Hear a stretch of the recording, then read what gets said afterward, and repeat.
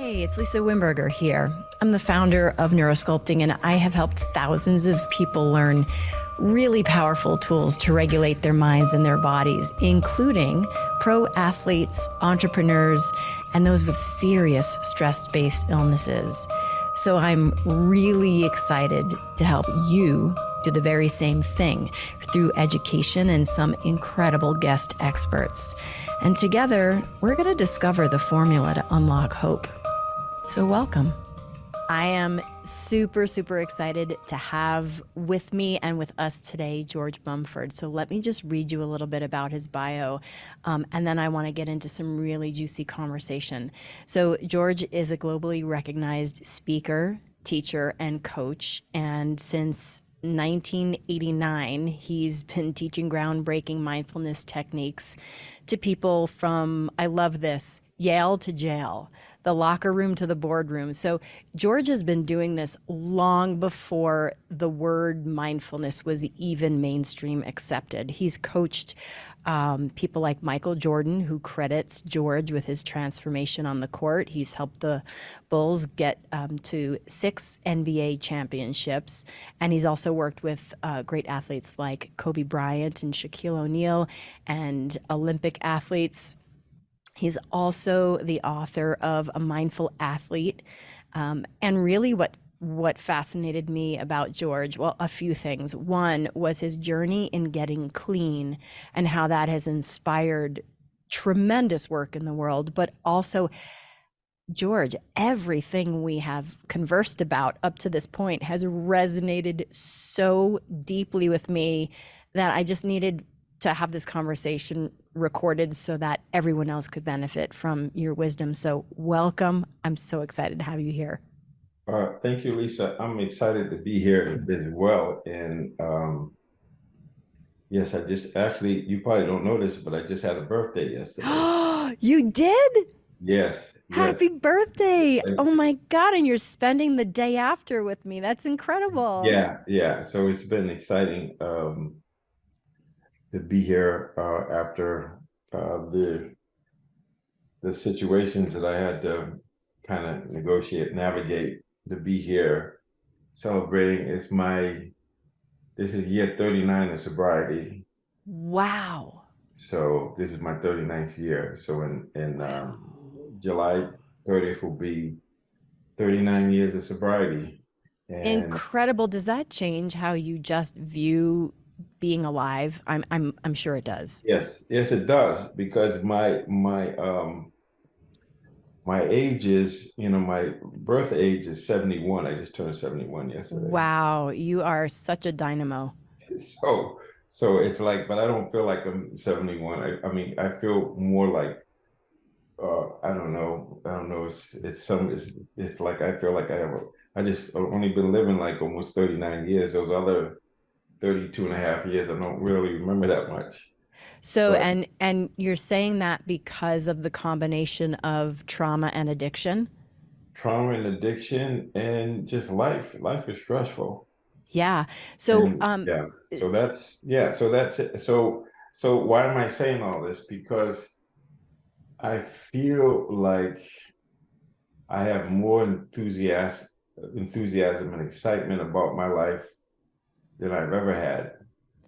that is amazing. Yes. Can So you that's the thing. It continues to evolve and grow as I continue to embrace my life, and it just bring as much love and joy to it as I can. Well, that's what I so appreciate about you is that you come from a place of love and compassion and also hard truth.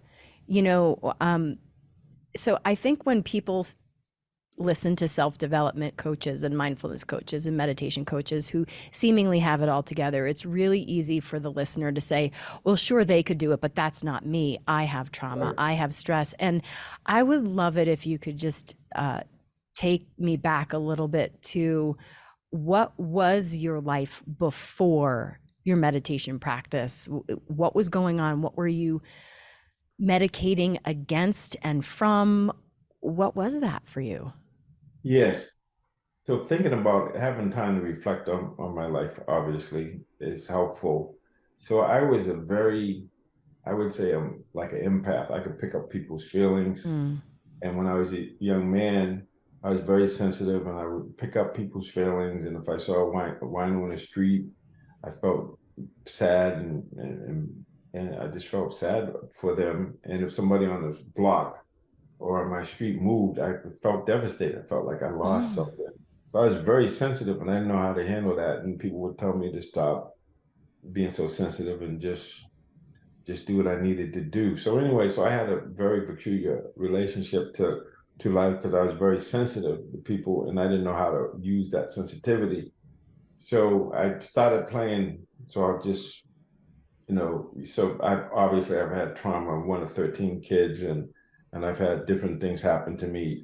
Even as an infant, somebody stepped on my stomach or hit with the oven door, all sorts of difficult things have happened as I was growing up.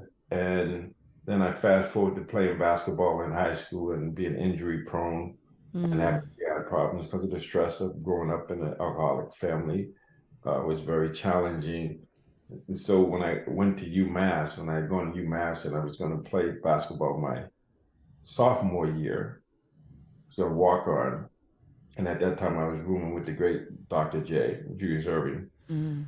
And I got injured just before I was working out with the team and I got undercut and I had this serious chip bones in my ankle. It pretty much ended my career. Mm. And that's when I started, the pain meds and then the drugs, but I've been dabbling, but the pain meds and then illegal drugs and whatnot, I started on my journey and not knowing who I was because I wasn't playing basketball. Mm.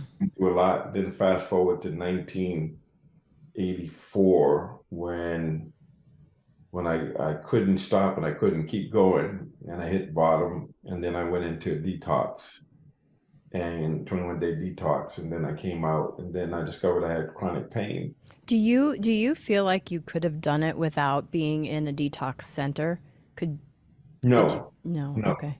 no. I couldn't. I needed that 21 days to be away from everything and to Mm-hmm. not on substances. And it's interesting because I had been going to AA since April 1st. And so I had 3 weeks at 3 months at AA or whatever. And I knew intuitively that if George went into the detox, if that George came out, that was going to be a problem. So I knew I had to Mm. be different. So there was something about that. But anyway, when I got out and I realized I had chronic pain, I got into this uh, cutting edge stress management program with this woman, Joan Borisenko.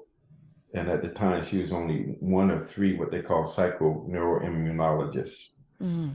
Basically, folks that know the mind body process. That's when we start getting into the mind body medicine. And I learned how to meditate and to take responsibility for I changed my lifestyle, take responsibility for my health. And in that process, I learned how to meditate and got access to, yoga and the other practices. But the main thing was she gave us a syllabus of books that we needed to read. And so I read every book on that syllabus, and then the book, the syllabi or the list of books from all of those books. And so over this time of almost 38 and a half years, I've averaged over a book a week reading. Wow. So Wow. I learned about stuff and I learned that I was responsible for myself and then everything kind of took off. I was a functional substance abuser, so I still had a job and everything. Mm.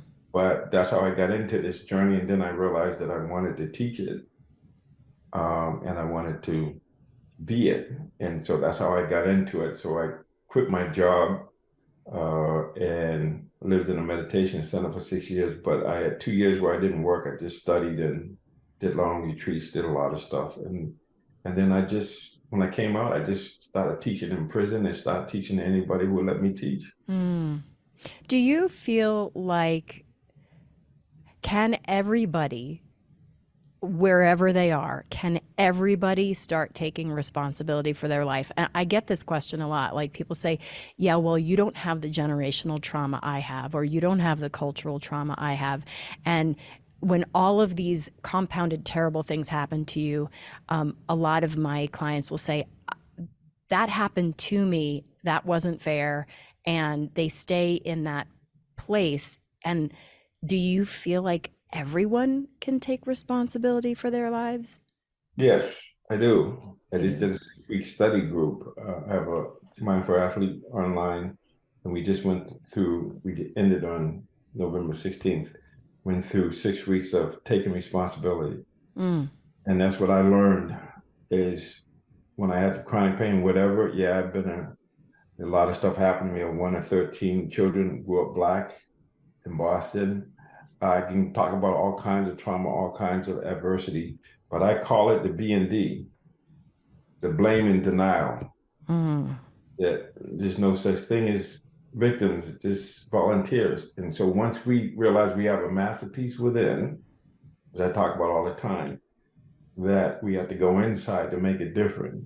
So we meet what we mirror. So yeah, things happen, adverse things have happened to me, and I get to choose if I can create space between stimulus and response. Then I can choose according to my values and according to my goals. I can choose who I am being. So I get this all the time.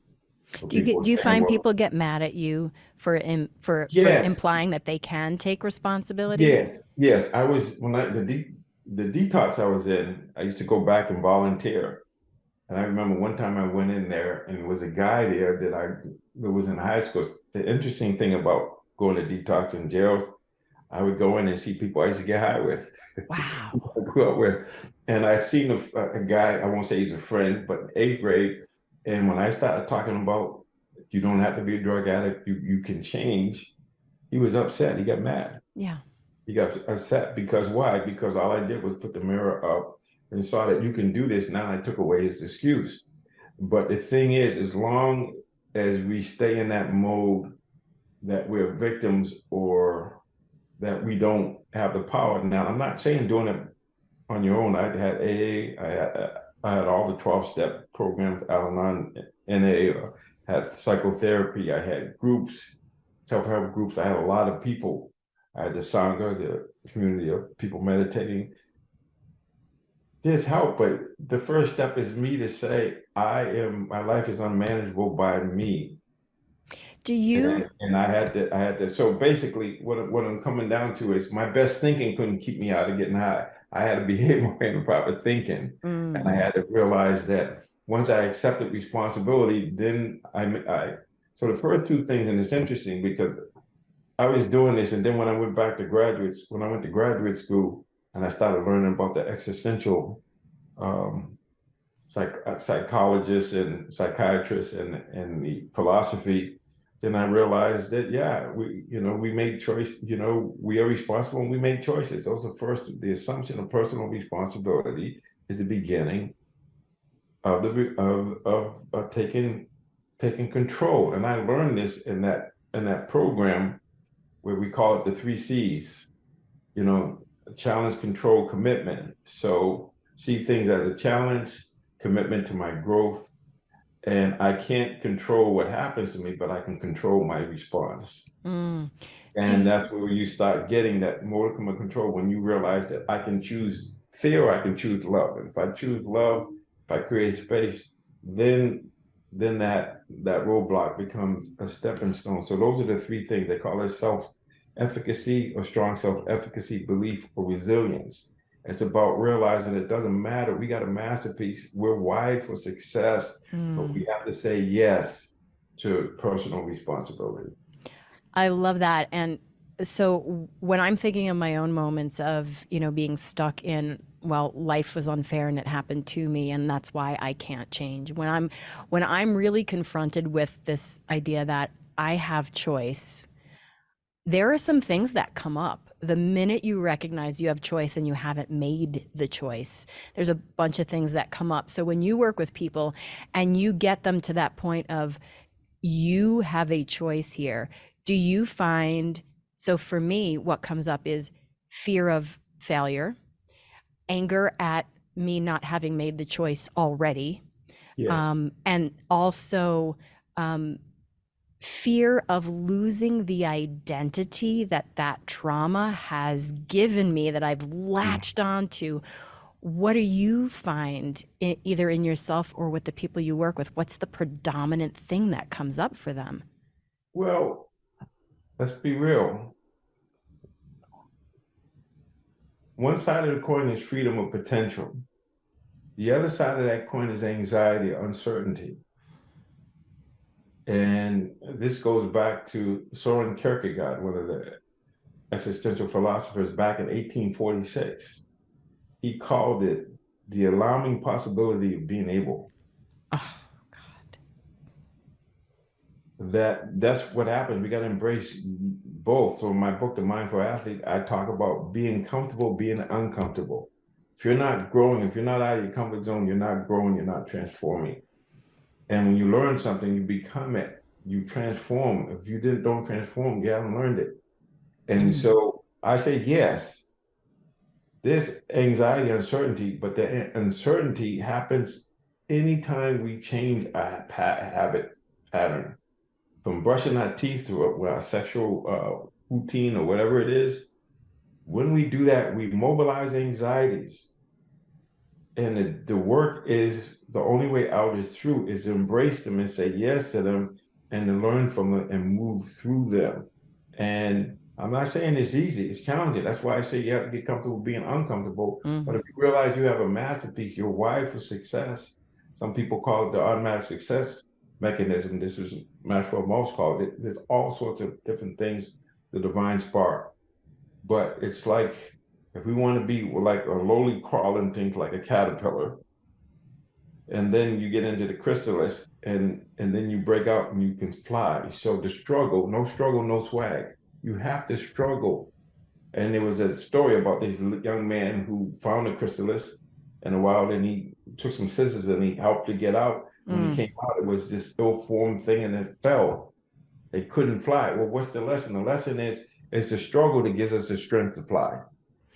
I'm learning that lesson raising a daughter. That is for sure. You know, the balance of how do you let them fall and learn and pick themselves up, or do you sweep in and do it and then disable them? And it's a profound learning. One of the hardest jobs on the planet is being a parent. When to help and when to not help. And allow them to get their own struggle, and it's challenging. So it's painful. It's very painful. Yeah. And so the best thing that I find that you can do is be the message. Yeah. You have to show them, because they're on a nonverbal level. So you have to show them how you deal with adversity, how you deal with this challenge. Whether you say, tell them I'm not home. Yeah. Yeah. Instead of answering the phone. Yeah. And you know that you have to be the message. And so I'm not suggesting this is easy. It's challenging. But if we see that this is the human condition, we can embrace it and say, yeah, as human beings, we spend most of our time in anxiety or boredom. And we have to understand how to deal with those opposite. So I'm bored when I'm really good at something, but I'm not really challenged myself to get out of my comfort zone. And if I'm out of my comfort zone too much, then I'm gonna have anxiety, instead of saying, no, I gotta learn, get some knowledge, skills, and experience so that I can get them both at a higher level, but they have to keep evolving. You don't stop, you keep evolving. You know what's really interesting? I had a conversation with Stephen Kotler, who does the Flow Research Collective, and he said a fascinating number. He does not know why this is true, but all of their experiments keep coming back to, if you introduce a 4% challenge to your comfort zone, then you're somewhere in that optimal phase of you're no longer bored, but you're not anxious. And for some reason, it's just a small amount. So this goes to my next question, which is, well, two parts. One, I think so many of us think we have to make the full, complete, life-changing change, or it's not worth it, instead of the incremental behavior changes. I think we have this idea that we're supposed to take a pill and everything's fine the next day, or we're supposed to go to a weekend immersion and the whole life changes when we come back. That's not reality, right? It takes the behavioral daily changes like you were saying. But what brings me to my actual question is, we have so much knowledge at our fingertips. Like we have, well, people say, I've done the research, right? What they really mean is they Googled something, right? But we can Yeah. Google everything. But you said learning doesn't happen until the behavior changes. So, what are you seeing out there right now with people who consume information and spit it back out real Mhm. fast and claim to be teachers or experts without embodying the transformational practices that take time and years? I'm curious what your thoughts are. That's called inauthenticity. So Mm, being inauthentic or insincere. To know and not to act is not to know. mm. And I'm seeing that with so many opportunities for self growth, I'm seeing it almost works itself into that spiritual bypass place where if I just say I took the workshop, well, I can check it off the box and then not have to make the Yes. change. Yes. It's like watching Survivor on TV. It's like the vicarious thing you have to be it. And Yeah. this the interesting thing is knowledge is not enough. You have to make it wisdom. It has to be so one of the things I talk about in my book, The Mindful Athlete, I talk about the five superpowers. And I don't need to get into all of them, but two of the superpowers are faith or trust and insight, or what we call wisdom. And wisdom can be looked at as information, rational thinking or intellect, and a direct experience or intuition. Mm. And so the idea of having faith is you have to verify it. So when you get a teaching, this is what the Buddha said, don't believe what I said, see if it's true. And it's one of those factors of awakening, investigation. You see if it's true. So you have to get a verified faith. It has to be verified. And some things, of course, you can't verify because they're beyond human resource, but you can have the manifestation of it. Like you don't know, you can't see gravity, but it's working. If you jump up, you will come down. So it's like, so you have to, so I say, okay, gravity you can't see, electricity, you can't really explain it, but it gives you power. So you have to get the direct experience. And once you have the direct experience of it, direct experience of coming up to a situation where you overcome, you work through the anxiety and you get to the other side. You get more confident. You develop what we call strong self-efficacy belief because you know no matter what happens, it's my response to it. And when I make a mistake, then that's just feedback and then I can learn from it. So we have to get to this place where we have to be it. You have to do it. You can't just talk about it and say, yeah, well, I know this. Because I remember a friend of mine saying, I read that book. And part of me is like, yeah, but you haven't learned anything from it because you're not doing what the book is suggesting. Mm. So you didn't learn it. You just took in the information, but you haven't figured out how to apply it to yourself or have a direct experience.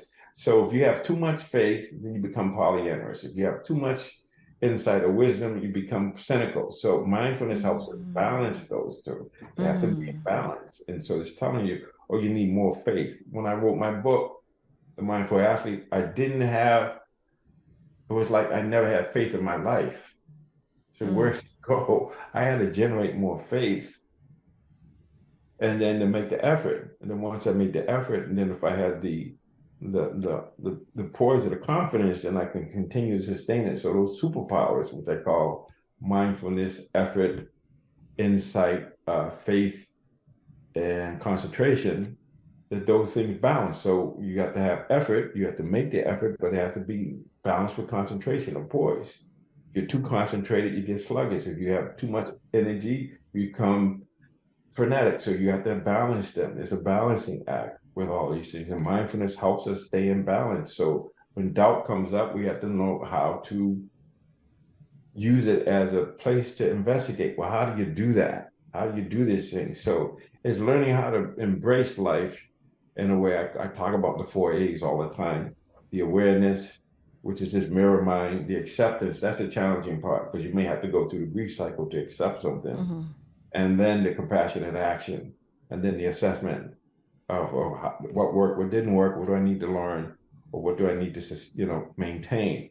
And so let's take anger. So I learned about this stuff. Anger comes up as a hindrance. You're supposed to abandon it or let it go. Well, I go from awareness to action. And all I was doing was just doing it in order to get rid of it. I wasn't really accepting it. So I had to go back. And then once I accept, I'm angry, this anger here, or I'm a dope fiend, or I'm a substance abuser. Once I accept it, then I can work with it.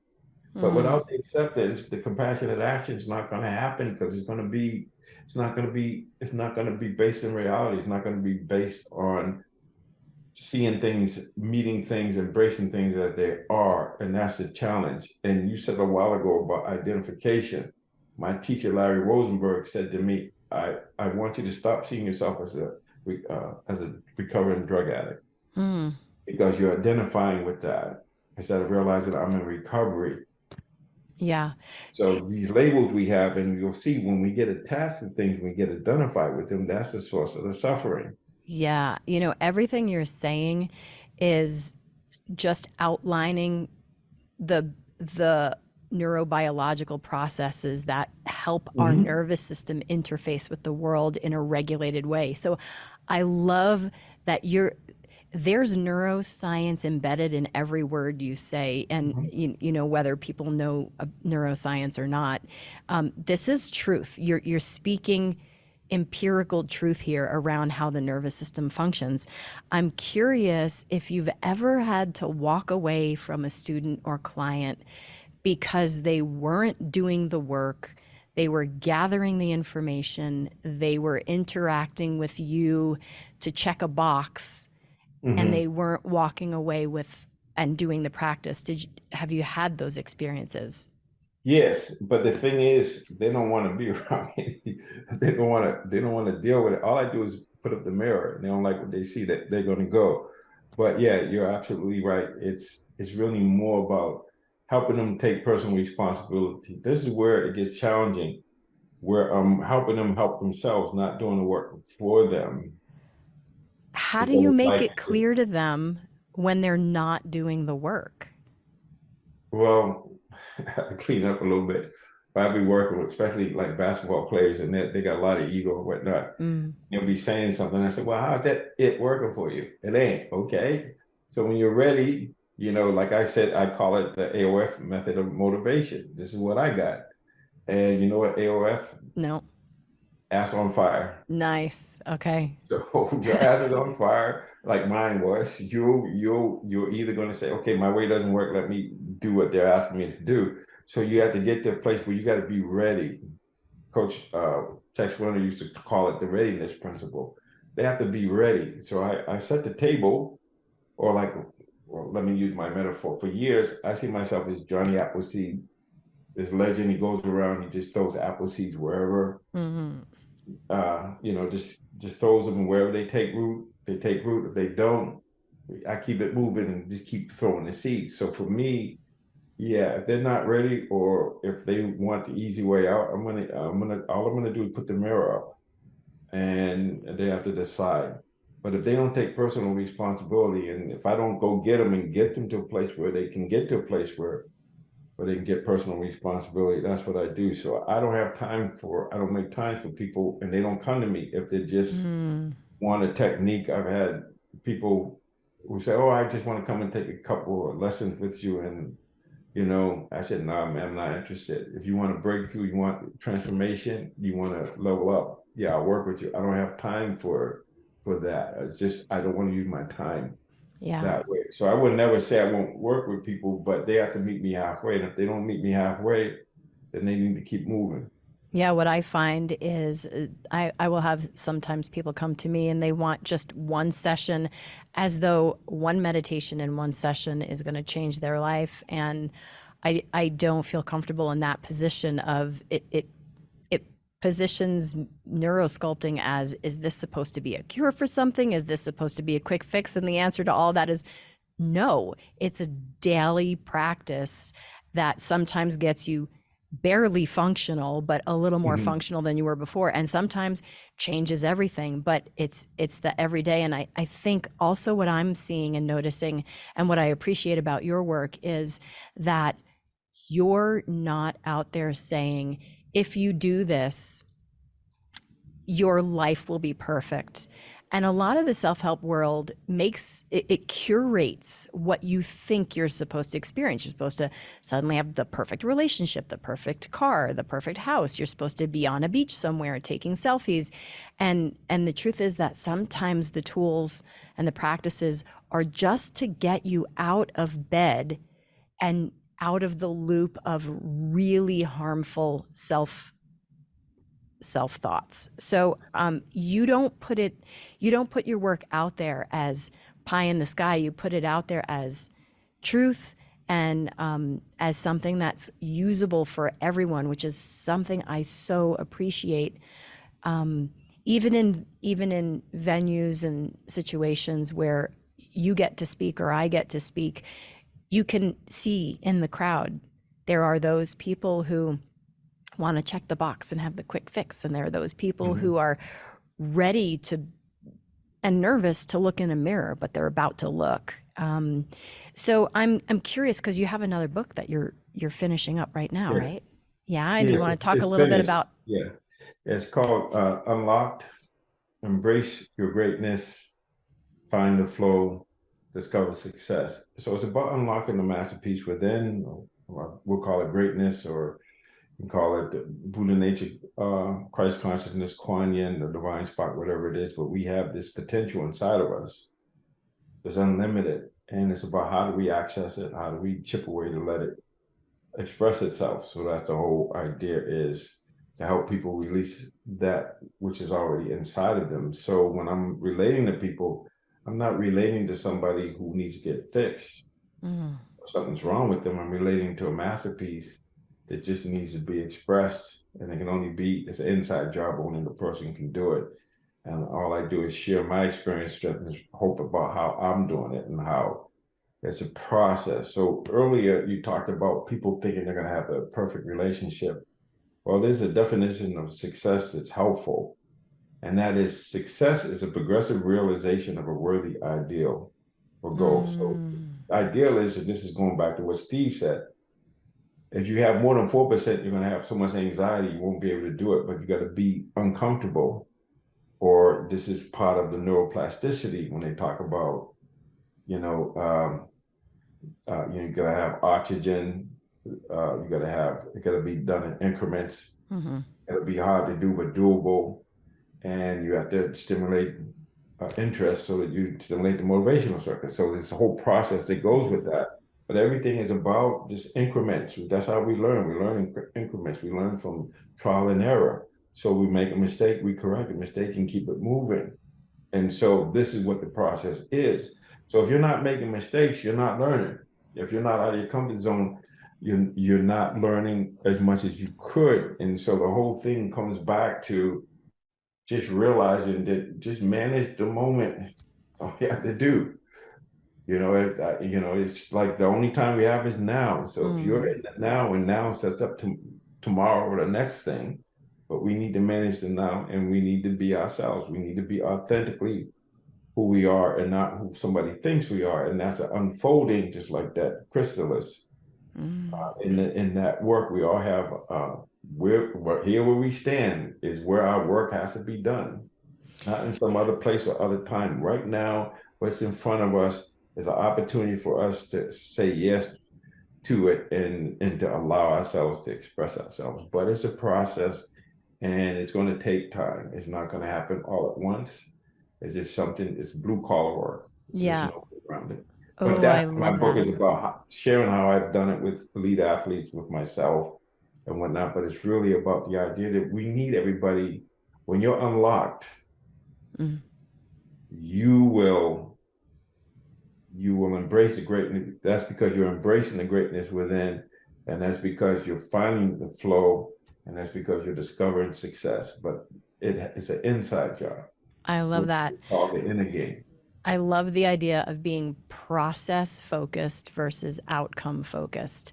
I think, we hear this idea of just be present, be in the now. And a lot of us don't know, but how? How? And I think if we just have this framework of if I focus on the process versus the goal or the outcome, that's how you get present. It's sort of pragmatic that way. And, I'm guilty of getting very outcome focused as well. Where do I want my business to go? Where do I want my relationship to go? What do I want for my daughter's future? All of these far in the distance things. But when I remember to pull myself back with my practices and focus on the process of getting there, well, the outcomes ultimately change entirely. And I would have blocked that change if I wasn't allowing myself to be in the process. Yeah. So let me put it to you this way. Good actions need good images. Great actions need great images.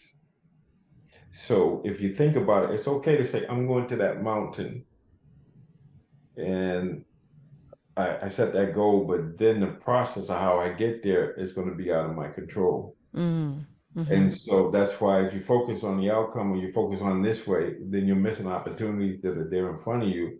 So it's being vulnerable. It's being open to the unfolding, unknown moment to moment. And Absolutely. without the faith, without the idea of having a process of how you go through it, it's challenging. And then every once in a while, we want to see if we're going in the right direction. So I talk about this idea of all you have to do, going back to what Steve talked about, Kotler, is all I need to do is get a little bit better today be a little bit better today than I was yesterday in increments. And this works with the neuroscience. It's in increments. But here's what happens when you're in the linear universe, which is we all are in. If I'm right-handed, so it's left-handed. 1 + 1 = 2.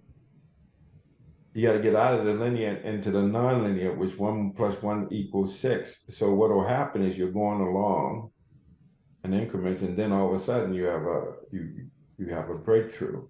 And no one knows when that's going to happen, but you got to be in a moment and be there. And then when we get into flow, when we find the flow and things are just happening, that's because we let go and we're just allowing things and embracing things like I talked about, and just making those conscious choices incrementally. So if we can make these bite-sized chunks and just manage the moment or manage the day or manage that period, that sequence of time, and just step at a step, just look at, okay, all I got to do is get a little bit better each day, and that's it.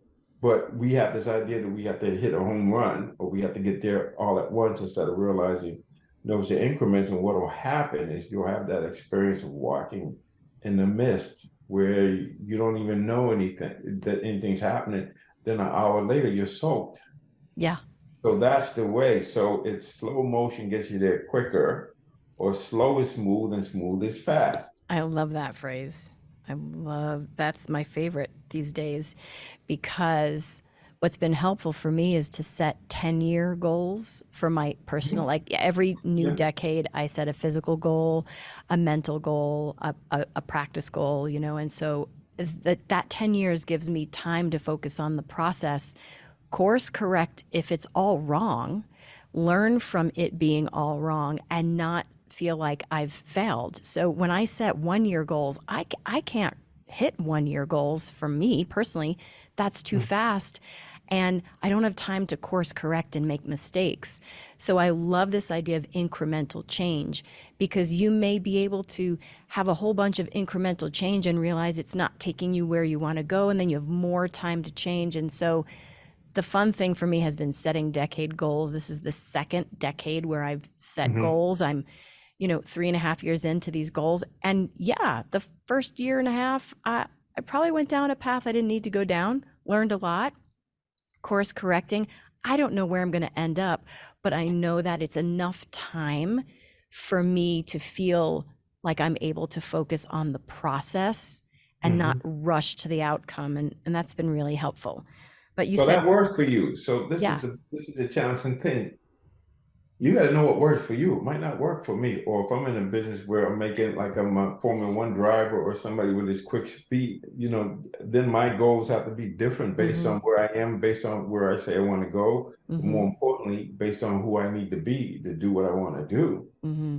And so that's a process. That's why it's so exciting and interesting that everybody has to work it out for themselves. There's no one set formula that one size doesn't fit all. Of course, that's how we teach, which is has its own limitations.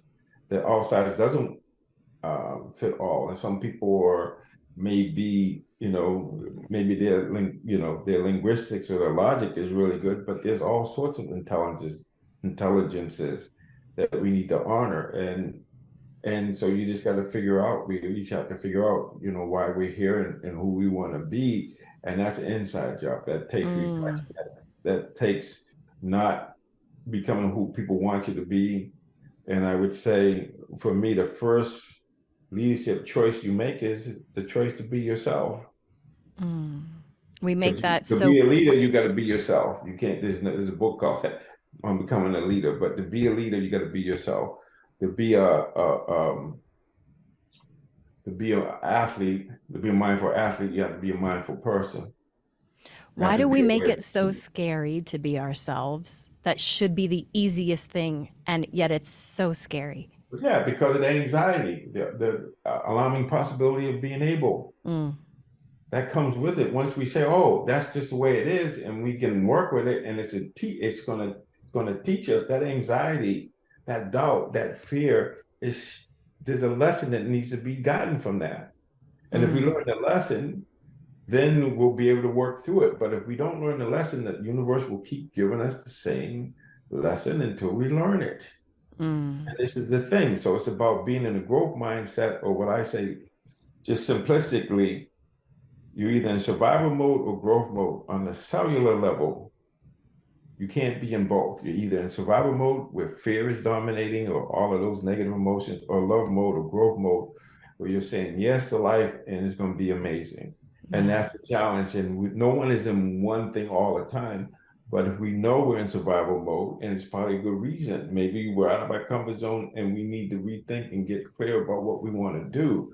Then there's times when we're just in growth mode where we don't know what we're doing, but we know it's going to be great. That's when you're in flow. You have no idea what's going to happen next. Mm. But but you've already told the universe, you've already told your masterpiece what you want, and then you have to let it express itself in its own way. So it may not look the way that you want, be the way you wanted it to, because you're in the linear space trying to figure out Mm. nonlinear stuff.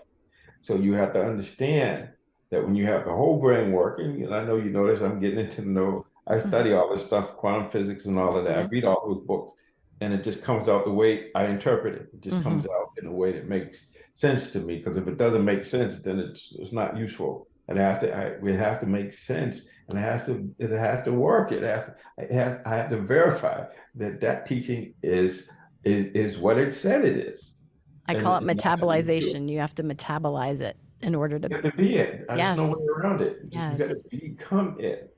Wow. So I took a bunch of notes that gems that I want to walk away with, and I want to list those. I want the listener right now to think about the gems that you heard and how you're going to metabolize these.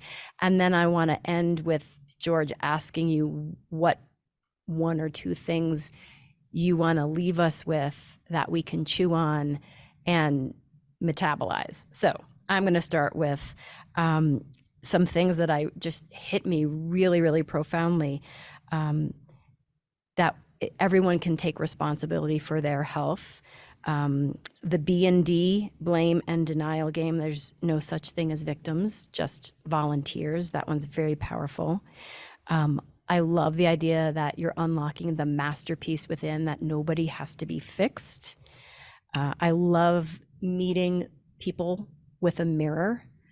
The challenge, the control, the commitment, those were three that I really picked up. And then freedom and potential, and how they juxtapose with anxiety and uncertainty. And that statement from Kierkegaard, the alarming possibility of being able, that one's pretty massive. There's like 12 other things I wrote, but I'm going to stop there because I think Yes. I'm going to metabolize these and chew on them, and see how they show up in my life. But what do you want to leave us with? Yes. It's interesting because I did a couple of podcasts, not this one, but a couple, and they asked me three things that I know for sure, three important things that I needed. And I responded by saying, and both of them, I didn't know it until I listened to them say, oh, that keeps coming up. So maybe go with that one. The only person you can be is you. But before that, the only time you have is now. Mm. So whatever you do, now is the time. And if you want to choose to be somebody, be authentic, be sincere, be who you are. And that's it. And that's unfolding. And then the third thing is, all you need is love. Mm. So let me talk about love in a way that Eric Fromm talks about in The Art of Loving. This is a book that I've read probably 30 times, 40 times. I don't know. I keep reading books over and over till I understand them or go to the next level because I believe in circular learning. Each time you go over it, you're different. You learn something, you pick up something differently. But it's consistent with neuroplasticity, the repetition and and then creating those neural pathways, and then at the same time adding a complexity to it so so they keep firing.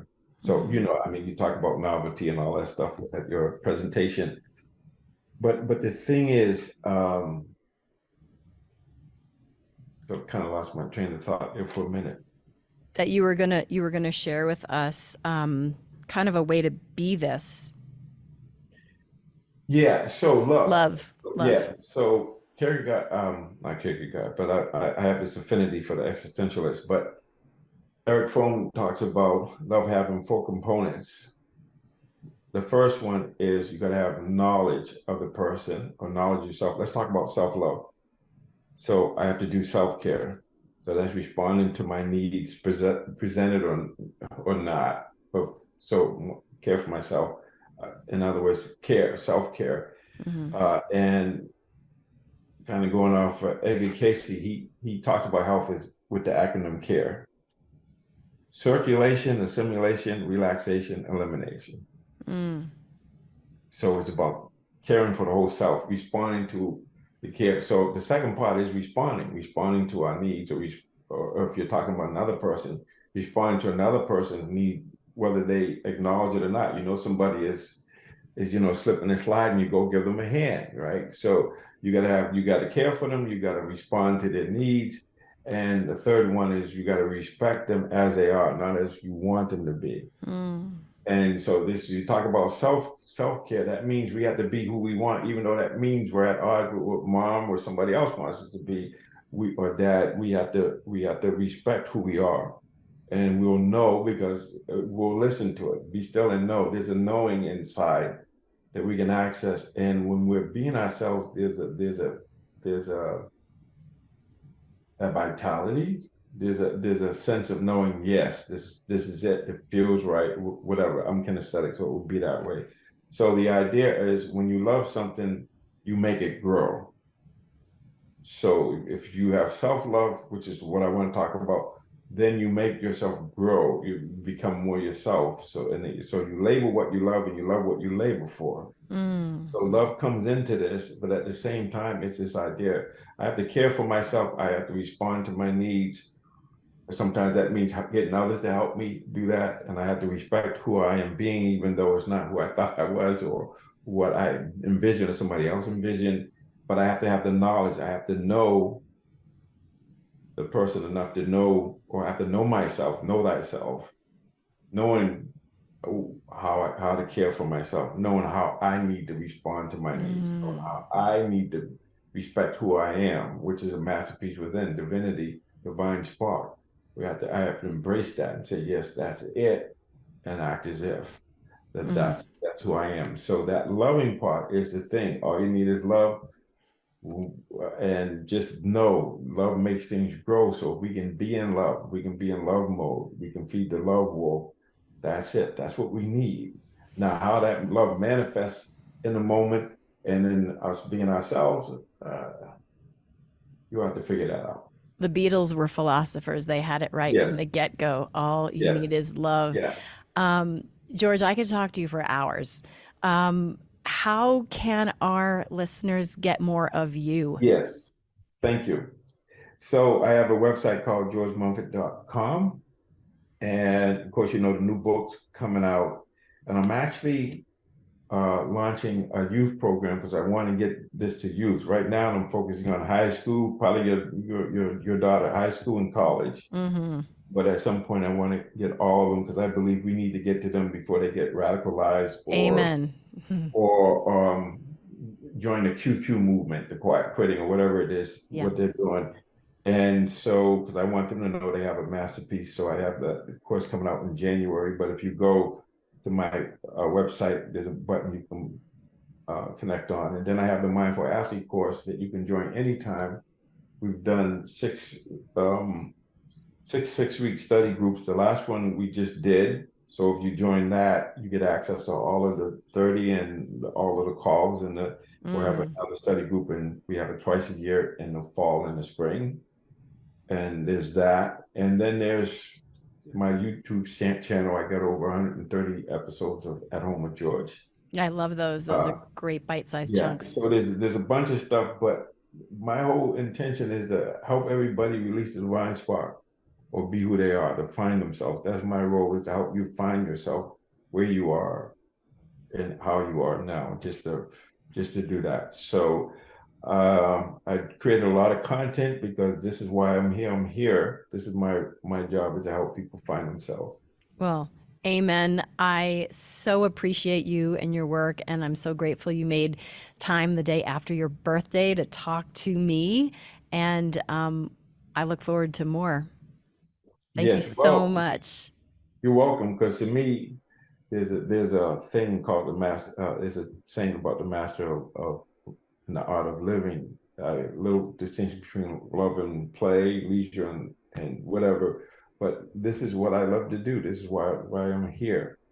And so obviously we hit it off when we were at Summit. And when you asked me would I be on your podcast, it says yes. And today just another day. My birthday was another day. It was just one day. But here's the secret.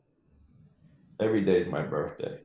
Yes, I love that. Every day is Christmas, because I don't want to put so much pressure that I have to be a certain way today. No, it's just another day, and I can make it as special. I can make today my masterpiece, make it my birthday, make it my transformation day, whatever I want. That's the choice. That's my choice. I love Every that. day matter. Every experience is of equal value. If I can do that consistently, then I'm always going to be in it, because my motto is joy now and never. That's what I want to leave everyone with. That's what I'm going to do today. This is my birthday today, and I am going to go celebrate. And George, thank you so much. I can't wait to follow more of what you're doing, and for our listeners to get a piece of all of your wisdom. Thank you so much for being here. Thank you. Yes. And thank everybody. Love and blessings. Yes. Thanks for listening to Unlock Hope. If you'd like to follow us on social media, we're at Neurosculpting Institute on Facebook, at Neurosculpting on Instagram. You can always reach out to us on our website, neurosculpting.com, and you can download our app, Neuropraxis. Stay well, everybody.